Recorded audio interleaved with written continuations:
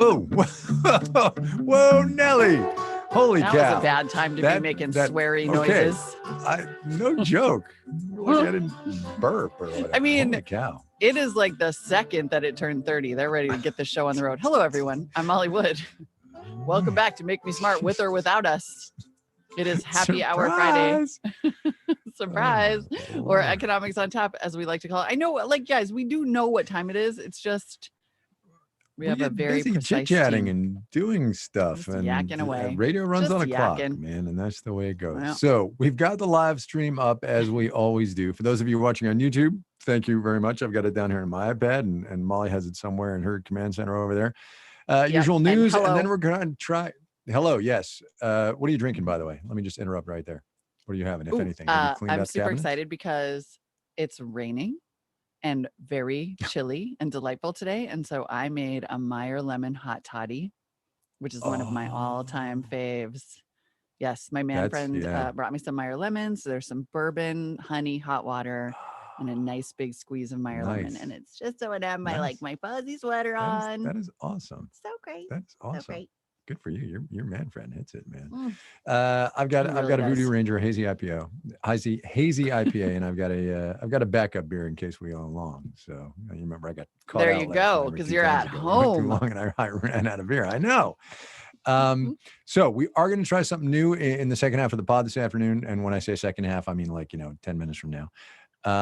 And let's do the news, because I think you and I had a very interesting sort of meeting of the minds on the news. It's true. I almost picked his thing and he almost picked my thing, which is kind of great. You can pick your friends, you can pick your nose, but you can't pick your friend's thing. I don't even know. Whatever.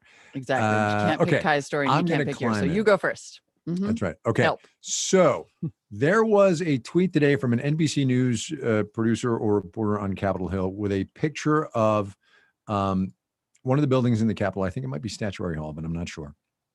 Laid out for a big dinner this evening for incoming freshman members of Congress of both parties, the Republicans and the Democrats.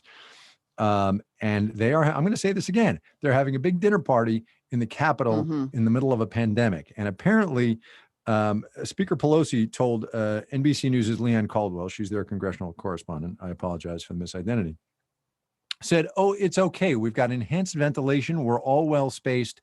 And the physician of the Capitol said it's okay. To which everybody on the planet, including me, said, "No, cut it out. That's ridiculous. Tell me why I can't see my mom at Thanksgiving." It is such a failure of leadership. I cannot even believe it.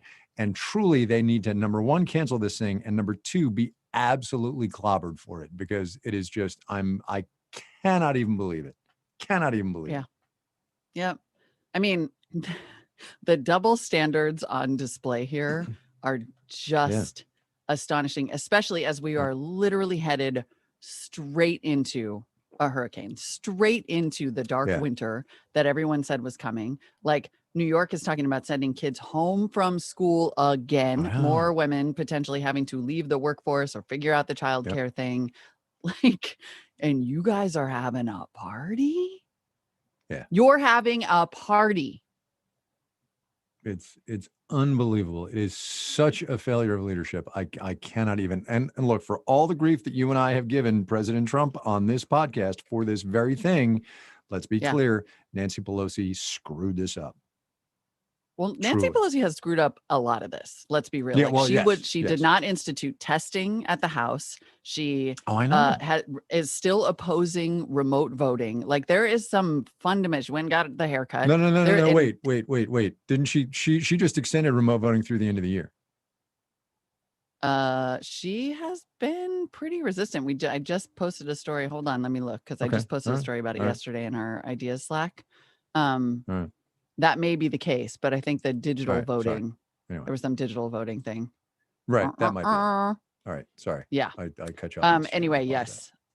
But either way, it's just, there has been a disturbing obliviousness, shall we say, that it's just becoming, and look, Governor Gavin Newsom is guilty of it too. He got busted today, thanks to Joanna for reminding me, for going to a big multi-family dinner at the French Laundry. It's all like, I was actually telling a producer this and I tweeted it because I'm snotty like that. that for anybody who read the Hunger Games books or watched the movie, in the books in particular, there's a scene where all of these tributes have to go to the capital, Panem or whatever. And it's it's where, and they're all coming from these districts where they're like starving and begging for bread. And they get to the capital city and it's this just like absolutely absurd, lavish party. Everybody's had like enhancements and they look amazing and they eat and eat and eat and eat and then take a pill to make themselves throw up and then eat some more. It's like this disgusting display of excess in, profound contrast to the way that everybody else lives. And I'm telling you that when I saw the photos of the Amy Coney Barrett party, then particularly this setup for dinner, that was all I could think. Like the disconnect is just shocking. Staggering. Yep. So that was mine. What was yours? That's a good one. That was almost mine. And this was mine that was almost yours. Yeah. The Wall Street Journal has a really interesting piece today talking with Charles Koch of one half of the Koch brothers, the libertarian tycoon, they say, who spent decades funding conservative causes, who now says his partisanship may have been a mistake. And he would like a final act building bridges across partisan divides, because after having broke the country by way of billions of dollars, he now is like, and this is a direct quote from the article, "Boy, did we screw up," he writes in his new book. "What a mess." So, like, it must be remarkable. Look. Yeah. Go ahead. Please give us the background and then I'll rant. Well, I was just going to say, for those who don't know the Koch brothers, one of whom just recently died, David died. This is Charles Koch, the one who lives in Kansas. They are multi-billionaires, like $55 billion worth each, by the way. And there's a third brother, but he's the black sheep. But anyway, they have for decades spent their money on conservative, anti-environmental, anti-regulatory causes, have won, because they have billions, many causes for which corporate America and anti-environmental America have been pounding the pavement for years. So they are huge and influential figures in the divisiveness that has come upon this country. That's absolutely. Koch Industries has spent more than $100 million in lobbying over the past decade. In 2010, after the Supreme Court ruled that corporations were exempt from restrictions on political spending, all the all the gates came off, all the whatever, any limiting force was removed from the level of influence by these two. And then, of course, on the other, there's George Soros, there's Sheldon Adelson, there's there is this group of people with this influence. I don't think that you can say that Bill Gates is not one of them. And what is so remarkable, and I mean that in the notable way, is that, like, you can think whatever you want, right? You can have whatever view you want. You can have whatever opinion or priority you want. But if you have enough money, you can make that priority into everyone else's. You can break a country in half.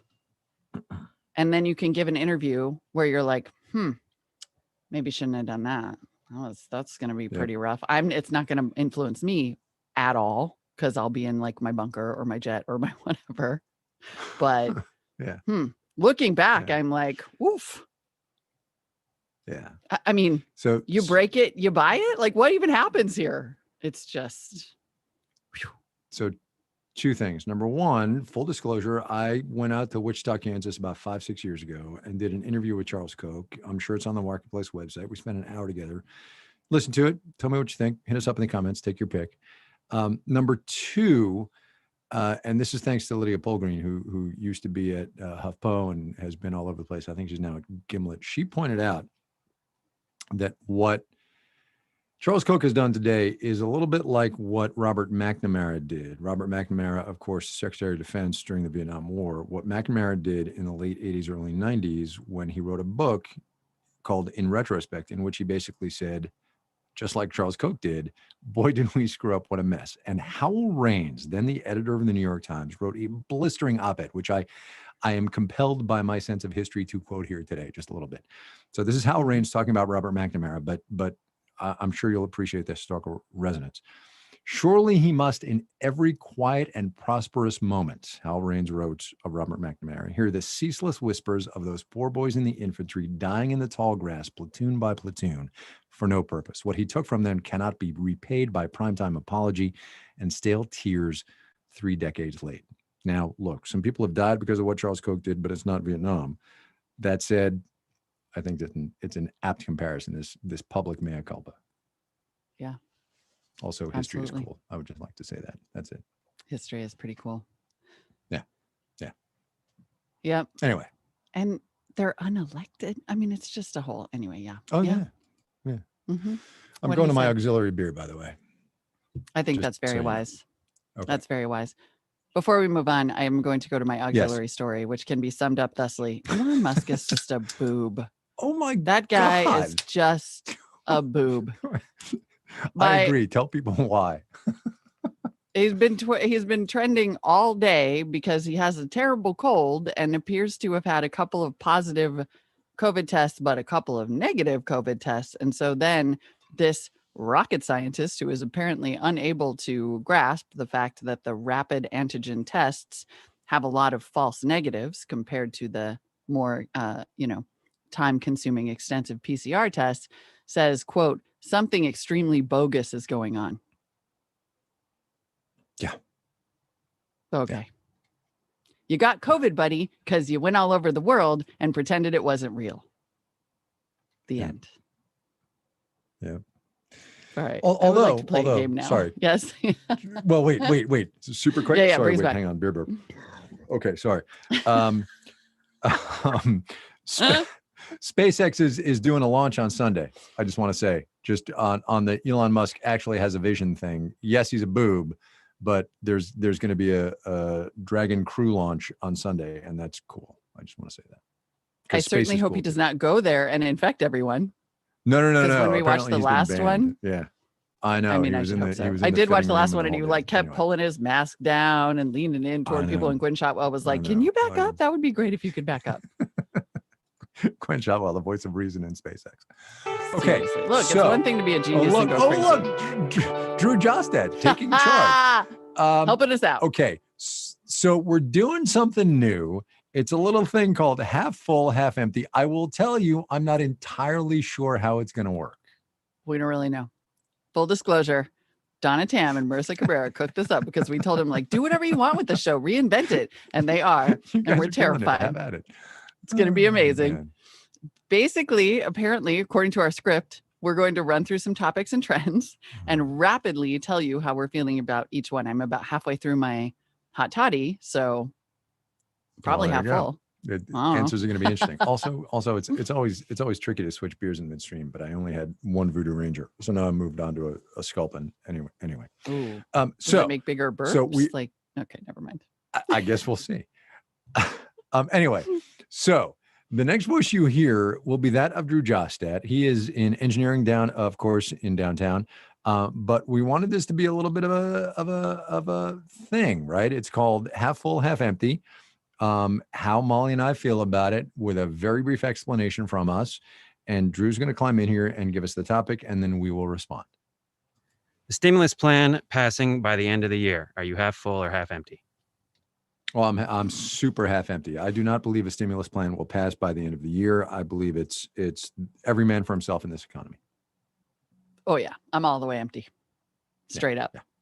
Okay, Drew. Yeah. That was easy. Okay, all right, good. I like this. Right. What's the next one? All day, pal. I don't think all of empty was an option. Airlines bringing back the middle seat. Half full or half empty? Oh, I'm going to leave that to you because you flew. I'm half full on that one. I think that they have done a pretty good job of demonstrating that. I mean, that doesn't matter that much. It's like a foot and a half in Koch between people. And I think as long as they continue to enforce the mask mandate and show people that it's all about the ventilation situation, that they're gonna start filling those for sure. I'm with Molly, half full. I think I'm okay with it. I'm a teensy bit afraid to fly, but I would if I had to go somewhere for work. Next. The Electoral College, half full or half empty? Oh man. Ugh, Oh, is this like man. feelings or predictions? well, let's go. Let's go with them both, and we will give both answers. So I am completely empty on my feelings about the Electoral College. I despair, though, that we will ever have the civic mindedness to do anything about it. Predictions also have it's going to be here forever. Yeah, I hate to say that. I think I agree on that. The level of bipartisanship that it would take, and the, frankly, desperation to keep it, considering the actuarial realities of Republican voters, which is something that the party has been aware of for a couple of decades now, meaning that it's likely to stay. I want to clarify that when I said half full about middle seats, I meant half full as in I think the airlines are going to start selling them. Yeah, for sure. That's what I meant. I totally agree. Okay. And let me revisit my whole Electoral College thing. Just super quick. And I know that's not the way lightning rounds are supposed to go, but I actually think that if somebody took the long view, like Birch Bayh did in 1968, and tried to make this an actual issue and give speeches and build consensus over literally a period of years, we could have a conversation about this that would be more fruitful than, oh my God, we have to change the Electoral College. Okay, right. Drew, go. Crocs.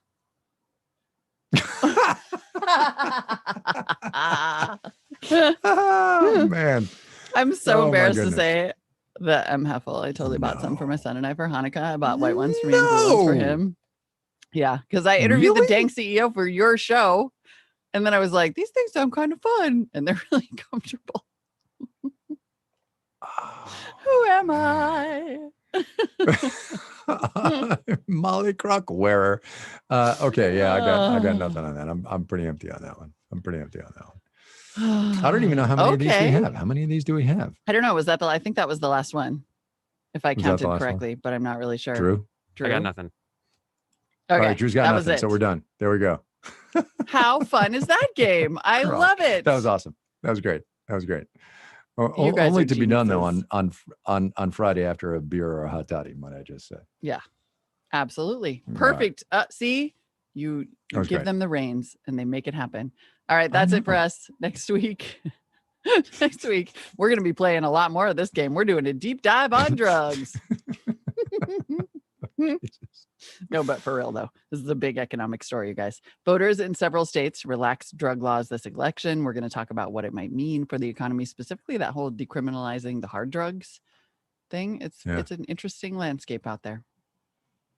Totally is. Send your questions, comments, your thoughts on loosening drug wars, or items that Molly and I should play on Half Full, Half Empty. We would take that one too. Voice memo, please. Make me smart at marketplace.org. Thank you, Drew Jostad, for jumping in on this one. We appreciate it. I know, he's so famous now. Almost, but not quite as famous as Ethan Parrott's The Amazing Intern. Well, yeah. Look, those are big shoes. Those are big Crocs. Make Me Smart is produced and directed by Marissa Cabrera. Croc status unknown. Tony Wagner is our digital producer. Croc status unknown. Ben Hetko produces video with the help of our video intern, Ethan Parrots. Croc status unknown. And Erica Phillips, who I'm pretty sure would never, based on her styling glasses, writes our newsletters and the Make Me Smart skill on your smart device. I'm just going to say I 100% believe she would wear Crocs. What? I'm going to wait for the comments in Slack, but I completely believe that. Today's program was engineered, as we know, by Drew Jostad. Ben Tolliday and Daniel Ramirez did the theme music. Senior producer is Donna Tam. Executive producer of On Demand is Star Nieves, who, as her LinkedIn says, develops new original podcast series and verticals and drives growth and audience strategy for podcast and on-demand audio and video at Marketplace. So now I know what a senior producer or an executive director of On Demand does. If you know. I see. Someone wondered, and questions were answered. Oh, snap. Oh, snap. Oh, and man. no Crocs. Now Satara. Flipping over to the Slack. Jesus, I know God, exactly. What? Is that what? People are mad. We're mad. Why are people mad? Erica Phillips, you are lying. You are lying. She would never. Look at her styling glasses. No way. She totally would. I feel like Tony would do it because he's ironically hipster. Don't lie, Tony. And Donna's a mom now, so it's just a matter of time. Oh, it's just a matter of time. Yeah, for sure. We are hanging out here, and those of you in the live stream may have noticed that the live stream is still live. Still going. Because it's a teeny tiny little, I wanted to do a teeny tiny little unplugged with you, which we sort of invented. Kai did when he got a little drunk the other day. Marketplace Unplugged because sorry, dude, nobody's I'm supposed to halfway talk about into that a when that happens. bourbon-based hot drink. I'm both sweaty and tipsy. Like it's all both of those things. That's the name of this podcast. This Sweaty and Tipsy episode. Sweaty and tipsy. Oh, Anyway, the okay. sharp-eyed viewers of the YouTube live stream have noticed over the past couple weeks that A, the little electric fireplace is gone, and B, there are a bunch of boxes out there. And so this is my last live stream in the basement studio because I bought a house. So I just wanted to pour a little out for the basement and the sharp-eyed YouTubers. You were right. You were right. That's it. That's all we got. Also, it's fun to hang out. I think it's cool. And I love the boxes behind you. I love the fact that the Yep. fireplace is gone. Yeah. Right. I have a real fireplace now. Is that the skydiving picture behind you, by the way? I've only got you in a little Yeah. mini window on the screen. Yeah. That one's, it's still up. I don't really know how you're supposed to handle the pictures and stuff. I think I'll just take them over maybe. But yeah, pile them in your car and just But drive yes. them over. Yeah. So do the we have skydiving movers photo coming? for those who are not, movers are coming a week for so the other reason I bring this up is because I will not see you guys for like literally see on the YouTube stream for 3 weeks because I'm moving on Friday. Then it's the holiday week and then all the way back. Oh, wow. I'm back on that Monday. Oh, but wow. Yeah. Way to pay attention to the So- schedule, guy. I'm still, yes. And for those who are asking, I bought a house in Oakland. I'm staying in Oakland. Don't be ridiculous. Yeah. So yeah, So there we go. I'll see you guys in 2 weeks. All right. Thanks for hanging out Bye, for everybody. Marketplace Unplugged. There you go. Man, we got a lot of comments. Holy cow. Look at that. Fun. I know